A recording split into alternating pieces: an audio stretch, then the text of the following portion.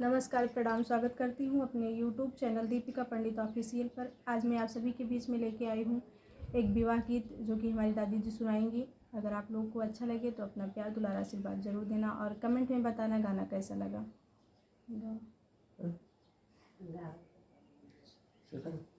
बेटी के बाबा रे सगरा खनाए, अरे रेवती रेवती बान्हई घाट रे ललनवा, अरे रेवती रेवती बान्हई घाट रे ललनवा। बेटी के बाबा रे सगरा खनाए, अरे रेवती रेवती बान घाट रे ललनवा, अरे रेवती रेवती बान्हई घाट रे ललनवा। दुल्हे के बाबा रे बियाहन दाए, अरे घुमरी घुमरी हेरई घाट रे ललनवा, अरे घुमरी घुमरी हेरई घाट रे ललनवा। तोहरे ई घटा समधी अटपट खटपट कैसे के उतरऊं पार रे ललनवा, हर कैसे के उतरऊं पार रे ललनवा। तोहरा ई घटवा समधी अटपट खटपट कैसे के उतरऊं पार रे ललनवा, अरे कैसे के उतरऊं पार रे ललनवा। मोर पीछे रे केवटा बेटउआ, अरे समझी उतारऊं पार रे ललनवा, अरे समझी उतारऊं पार रे ललनवा।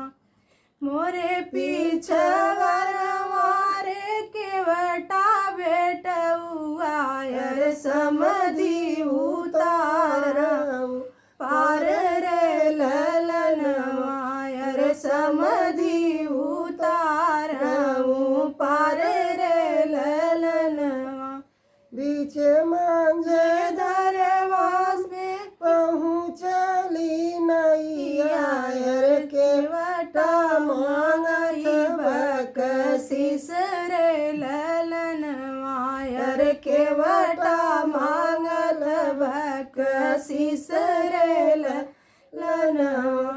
बीच मंजे धरवा में पहुँचल नैया, अरे केवटा मांगल बकसीस रे ललनवा, अरे केवटा मांगल बकसीस रे ललनवा। हम तऊले लेबै दुल्हे रम कमाई, अरे तबई उतरबई पार रे ललनवा, अरे तबई उतरबई पार रे ललनवा।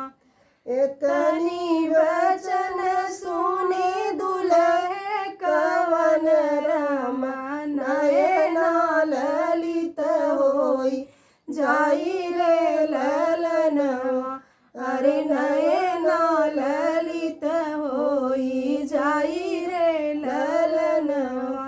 जवनाई माई मानिक सब उगली, अरे केवटा मांगल बकसीस रे ललनवा, अरे केवटा मांगल बकसीस रे ललनवा।